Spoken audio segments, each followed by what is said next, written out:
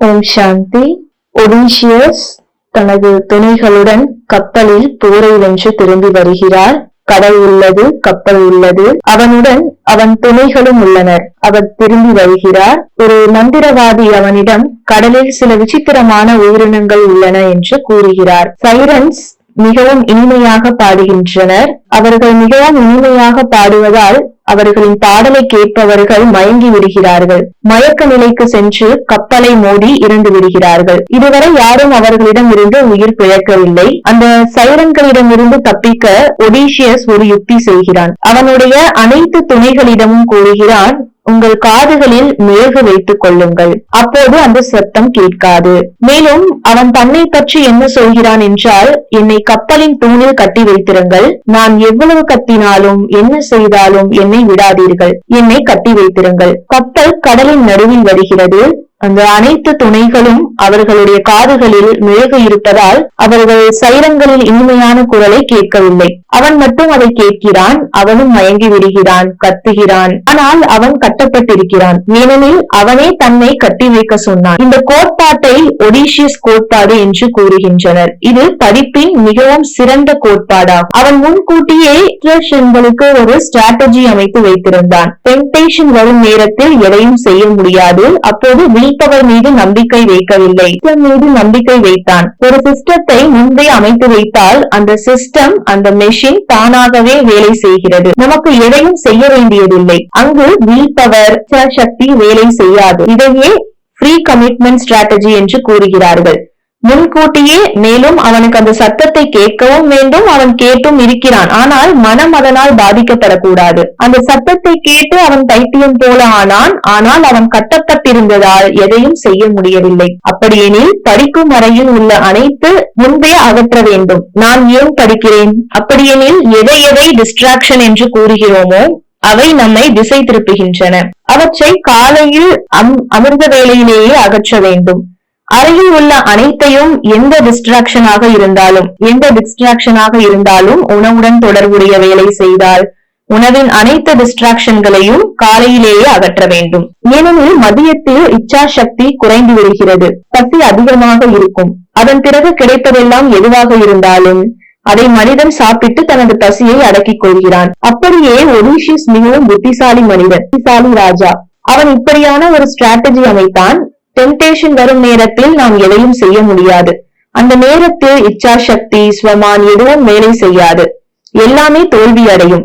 அதற்காக free commitment strategy முன்பே அமைக்க வேண்டும். இது ஹோமரின் மகாகாவி. ஹோமர் ஒரு மகாகவி. இந்தியாவின் மகாபாரதம், ராமாயணம் போலவே அந்த நிலையின் ஒரு சாஸ்திரம், அந்த நிலையின் ஒரு புத்தகம் ஹோமர். அதில் ட்ரோஜன் போரின் விரிவான விளக்கம் உள்ளது. அதில் உள்ள ஹீரோ தான் ஒடிஷியஸ். அப்படியெனில் படிப்பின் முதல் கோட்பாடு என்ன? ஒடிஷியஸ் கோட்பாடு. முன்பே ஸ்ட்ராட்டஜி அமைத்து வைப்பது, காலை முதலே. இது நடக்காமல் இருக்கும். இரண்டாவது கோட்பாடு பார்க்கின்சன் கோட்பாடு. பார்க்கின்சன் கோட்பாடு என்ன சொல்கிறது? நீங்கள் இந்த புத்தகத்தை 4-5 மணி நேரத்தில் படிக்க வேண்டும் என்று நினைத்தால் அது 5 மணி நேரம் முழுவதும் பரவிவிடும். அதை விடவும் அதிக நேரம் எடுக்கும். நீங்கள் இதை 2 மணி நேரத்தில் படித்து நோட்ஸும் எழுத வேண்டும் என்று சொன்னால் அது அந்த நேரத்திற்குள் முடியும். மனம் என்பது நேரத்திற்குள் பரவி விடுகிறது. நீங்கள் அதற்கு இந்த வேலை 2 நாட்களில் செய்வேன் என்று கொடுத்தால், அப்படியெனில் அது அந்த வேலைக்கு 2 நாட்கள் எடுத்துக்கொள்ளும். ஆனால் நீங்கள் ஒரே நாளில் அல்லது 1 மணி நேரத்தில் அதை முடிக்க வேண்டும் என்று சொன்னால் அது 1 மணி நேரத்திலேயே அனைத்தையும் தயாரித்துவிடும். டெட்லைனை அமைத்துக் கொள்வது, இதையே பார்க்கின்சன் கோட்பாடு என்று கூறுகிறார்கள். இந்த சுக்தாம் கட்டப்பட்ட போது தாதிஜி, இது சுகதாமும் கட்டப்பட்ட போது தாதிஜி ஒரு தேதி கூறினார். அந்த தேதிக்குள் இது முடிந்துவிட வேண்டும் என்று. டைமண்ட் ஹாலுக்கும் சுகதாமத்துக்கும் 2க்கும் தேதி கொடுக்கப்பட்டது. அப்போது எல்லோரும் அதில் ஈடுபட்டார்கள். நாம் நம் மனதிடம் சொன்னால், இன்று ஞாயிற்றுக்கிழமை முரளி இருக்கிறது, அதை நான் அமைதியாக ஒவ்வொரு வரியையும் புரிந்து கொண்டு படிப்பேன் என்று. பெர்ஃபெக்ஷனிசத்தை கொண்டு வர வேண்டும். அதை நீக்கிவிடுங்கள். நான் ஒவ்வொரு வார்த்தையையும் முழுமையாக என்னுள் எடுத்துக்கொள்வேன். இது ஒருபோதும் நடக்காது. இம்பெர்ஃபெக்டாக இருங்கள். 1 மணி நேரத்தில் இதை படித்து முடிக்க வேண்டும். உங்களுக்கு 3 கொஸ்டின் ஆன்சர்களை தீர்க்க வேண்டும் என்றால் ஒவ்வொன்றையும் படித்து 4 விடைகளையும் ஆழமாக ஆராய்ந்து அதற்கான அனைத்து முரளியையும் தேடி பார்ப்பது அது ஒருபோதும் நடக்காது. அதாவது இப்போ நம்ம நிறைய டெஸ்ட் எழுதிட்டு இருக்கோம் இல்லையா, அவ்வியக்த முரளி டெஸ்ட் நமக்கு குரூப்ல வந்துகிட்டு இருக்கு. அப்போ அந்த 100 MCQ கொஸ்டின்ஸ் தராங்க, 4 ஆப்ஷன்ஸ் இருக்கும். அதுல நம்ம டைம் எடுத்து ஒவ்வொன்னா புரிஞ்சுக்கிட்டு அதுக்கப்புறம் தான் அதை செலக்ட் பண்ண முடியும். அப்போ நம்ம எல்லாத்துலயுமே பெர்ஃபெக்ட்டா இருக்கணும், இந்த டைமிங்குள்ள இருக்கணும்னா அது சில டைம் முடியாது. அப்ப இம்பெர்ஃபெக்ட் சில டைம் நம்ம இருக்கணும் அப்படின்னு குருவர் சொல்றாரு. 1 மணி நேரத்தில் அனைத்தையும் முடிக்க வேண்டும். ஆகவே படிப்பதற்கு என்ன வேண்டும்? டெட்லைன் வேண்டும். டெட்லைனை அமைக்க வேண்டும். இதையே பார்க்கின்சன் கோட்பாடு என்று கூறுகிறார்கள். இது 2வது கோட்பாடு. அடுத்தது 3வது கோட்பாடு, படிப்பின் வாட்டர் டேங்க் கோட்பாடு. நம்முடைய மூளை ஒரு தண்ணீர் டேங்க் மாதிரி போல உள்ளது. அதில் எங்கு லீக்கேஜ் இருக்கிறது என்பதை பாருங்கள். லீக்கேஜை அகற்றுங்கள். அந்த லீக்கேஜை அகற்றாமல் இருந்தால் பயனில்லை. அதற்கு முன்பும் ஒரு முறை கூறப்பட்டது. ஒரு மாணவன் என்ன செய்தான் என்றால், தனது மொபைலில் ஒரு அலாரம் வைத்திருந்தான். படிக்கிறேன் என்று ஒவ்வொரு மணி நேரத்திலும் ஒலிக்கும். Go back to study, go back to study. அவன் எப்போதும் திசை திருப்பப்படுகிறானோ அப்போது அந்த அலாரம் ஒலிக்கும். அது அவனுக்கு நினைவூட்டும், நான் திரும்ப வர வேண்டும் என்று. 10 நிமிடம் 1 மணி நேரம் வீணானால் அது முழு நாள் வீணாகிவிட்டது என்று அர்த்தமில்லை. உடனே திரும்பி வா. சரியா? இதையே வாட்டர் டேங்க் கோட்பாடு என்று சொல்கிறார்கள். அதாவது நமக்கு 10 நிமிஷம் நம்ம எதுலயாவது மூழ்கி போயிடுறோம், ஒரு ½ an hour நம்ம வேற ஒரு விஷயத்துல டைம் வேஸ்ட் பண்றோம் அப்படின்னா அது ஒரு இம்பெர்ஃபெக்ட்டா இருக்கேன்னு சொல்லி கவலைப்படுறதுக்கு பதிலா நம்ம மைண்ட் இன்டியூஸ் பண்ணி ஓகே நம்மளுடைய கரெக்டான வேலையை இப்ப நம்ம பார்க்கணும் அப்படிங்கிறதுக்கு திரும்பி வரணும். எத்தனை லீக்கேஜ்கள் உள்ளனவோ அவற்றை எல்லாம் மூட வேண்டும். கடைசி கோட்பாடு ஆக்டிவ் ரீகால். ஆக்டிவ் ரீகால் இது முன்பும் கூறப்பட்டது. நீங்கள் எதை படித்தாலும் அல்லது கேட்டாலும் அதை உடனே நினைவில் கொண்டு வர முயற்சி செய்ய வேண்டும். இப்போது இந்த கிளாஸ் கேட்டீர்கள் அல்லவா? இப்போது கண்களை மூடுங்கள். இந்த முழு கிளாஸில் என்ன இருந்தது என்பதை நினைவில் கொள்ள முயற்சி செய்யுங்கள். 1 நிமிடம் அனைவருக்கும் கொடுக்கப்படுகிறது. இதையே ஆக்டிவ் ரீகால் என்று கூறுகிறார்கள். ஒன்று நினைவில் கொள்வது அல்லது ஒரு பேப்பரை எடுத்து அதில் பிரெயின் டம்பிங் செய்து நினைவில் வருகிறதை எல்லாம் எழுதுவது. இப்போது 1 நிமிடத்தில் இந்த கிளாஸில் நீங்கள் கேட்டதை, இந்த 5 பாயிண்ட்கள் என்ன என்பதை மனதில் நினைவில் கொள்ள முயற்சி செய்யுங்கள். ஆரம்பியுங்கள். சரியாக 1 நிமிடம் கண்களை மூடி ஆரம்பியுங்கள். நிறுத்துங்கள். எதுவும் நினைவில் வராமல் இருக்கலாம், அதுவும் சாத்தியம். முரளியின் தேதி என்ன? அதன் மகா வாக்கியம் என்ன? 2வது முரளியின் தேதி என்ன? அதன் மகா வாக்கியம் என்ன? பேச்சாளர் இந்த பாயிண்டில் என்ன கூறினார்? எந்த ட்ரில் செய்தார்? எத்தனை ட்ரில் செய்தார்? 1 ட்ரில் செய்தாரா? 2 ட்ரில் செய்தாரா? 3 ட்ரில் செய்தாரா? நேற்று கூட கூறப்பட்டது போல முதலில் ஓவர்வியூ. இதில் என்ன உள்ளது? தலைப்பு என்ன? எல்லா டாபிக்ஸ்களும் என்ன? பகுதிகள் என்ன? என்னென்ன உள்ளது? அதே போல் கேட்கும் போது கூட ஒரு அமைப்பு மனதில் உருவாக வேண்டும். இது இருந்தது, அது இருந்தது, இது இருந்தது என்று அதை நாம் பிடித்துக் கொள்ள வேண்டும். இல்லையெனில் வெறும் உட்கார்ந்து கேட்பது பக்தி மார்க்கம் மட்டுமே. ஆகவே இந்த 4 விஷயங்களை நினைவில் கொள்ள வேண்டும். என்னென்ன கூறப்பட்டது? முதல் ஒன்று ஒடிஷியஸ் கோட்பாடு. அதாவது முன்கூட்டியே ப்ரீ கமிட்மெண்ட் செய்து வைத்திருக்க வேண்டும். முன்கூட்டியே டிஸ்ட்ராக்ஷன்களை அகற்ற வேண்டும். அறையில் முன்பே நாம் இன்று ஒரு சங்கல்பம் எடுத்துள்ளோம். நான் குலோப் ஜாமுன் சாப்பிட மாட்டேன். சரியா? ஆனால் அறையில் குலோப் ஜாமுன் வைத்திருக்கிறது. அது அப்படியே இருக்கும். ஆனால் நான் சாப்பிட மாட்டேன் என்று சங்கல்பம் எடுத்துள்ளோம். இது மிகப்பெரிய அபாயம். கண்களுக்கு தெரியாமல் இருந்தால் மனதிலும் இருக்காது. அதை கண்களுக்கு முன்னால் இருந்து அகற்றிவிட்டால் அது மனதிலிருந்தும் அகன்றுவிடும். ஸ்தூலத்திலேயே அதை அகற்றிவிட வேண்டும். ஏனெனில் மதிய நேரத்தில் நம்பிக்கை இல்லை. காலை நேரத்தில் சங்கல்பம் பலமாக இருக்கும். யோகம் செய்திருப்போம், அதனால் சாப்பிட மாட்டோம். ஆனால் மதியத்தில் பசி மிகவும் வலிமையானது. இந்த வயிறு பெரிய பெரிய பாவங்களையும் செய்ய வைக்கிறது. ஆகவே எங்கும் ஒடிஷியஸ் கோட்பாடு. 2வது பார்க்கின்சன் கோட்பாடு. டெட்லைனை அமைக்க வேண்டும். நான் இதை சும்மா அமைதியாக படிப்பேன். 6 மணி நேரத்தில் படிப்பேன். 2 நாளில் முடிப்பேன் என்று சொல்லக்கூடாது. பரவாயில்லை, நேரம் கிடைக்கும் போது செய்யலாம் என்று சொல்வோமே. அது 4 மாதங்கள் எடுத்துக்கொள்ளும்.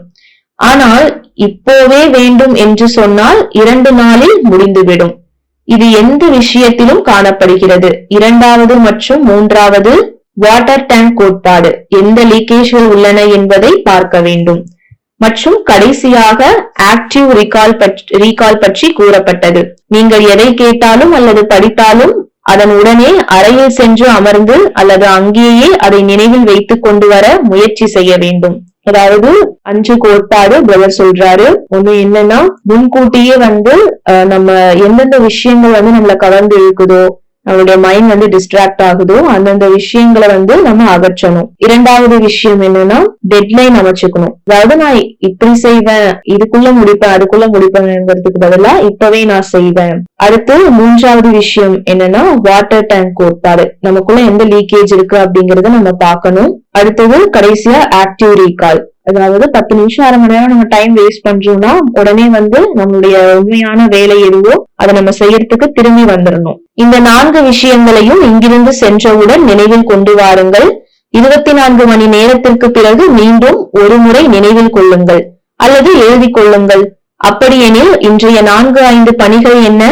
முதல் ஒன்று, 3 நட்சத்திரங்கள். அந்த 3 நட்சத்திரங்களின் படத்தை வரைய வேண்டும். அந்த நட்சத்திரங்கள் எப்படி இருக்கின்றன? அந்த நாளிலும் கூறப்பட்டதல்லவா? சிம்பிள் தான், வரைய தெரியும் அல்லவா? ஸ்டார் ஸ்டார் ஸ்டார், 3 நட்சத்திரங்கள். ஒரு ஸ்ட்ரோக்கில் பேனாவை எடுத்து வைக்காமல் முதல் எழுதுவது ஃபாஸ்ட், இரண்டாவது பிரசன்ட் அண்ட் மூன்றாவது ஃபியூச்சர். அதாவது 3 நட்சத்திரம் நம்ம வரையணும். இது ஒரு ஆக்டிவிட்டி மாதிரி பிரதர் செய்ய சொல்றாரு. அதாவது ஒரே ஸ்ட்ரோக்ல, அதாவது ஒரே இதுல நம்ம நட்சத்திரத்தை வரைஞ்சிடணும், அந்த கையை எடுக்காம. அதுக்கு அடுத்தது அந்த முதல் நட்சத்திரத்துல பாஸ்ட், கடந்த காலம். இரண்டாவது நட்சத்திரத்துல பிரசன்ட், நிகழ்காலம். மூன்றாவது நட்சத்திரத்துல ஃபியூச்சர், எதிர்காலம். பாஸ்டில் அந்த நட்சத்திரத்தில் நான் என்ன கற்றுக்கொண்டேன் என்று எழுத வேண்டும். அதாவது பாஸ்ட் எழுதியிருக்கிற நட்சத்திரத்துல நான் என்ன கத்துக்கிட்டேன். இரண்டாவது பிரசன்ட்ல நான் இப்போ என்னவா இருக்கேன். மூன்றாவது ஸ்டார்ல என்ன எழுதணும்னா நான் என்ன ஆகணும். இதுதான் 3 நட்சத்திரங்கள்.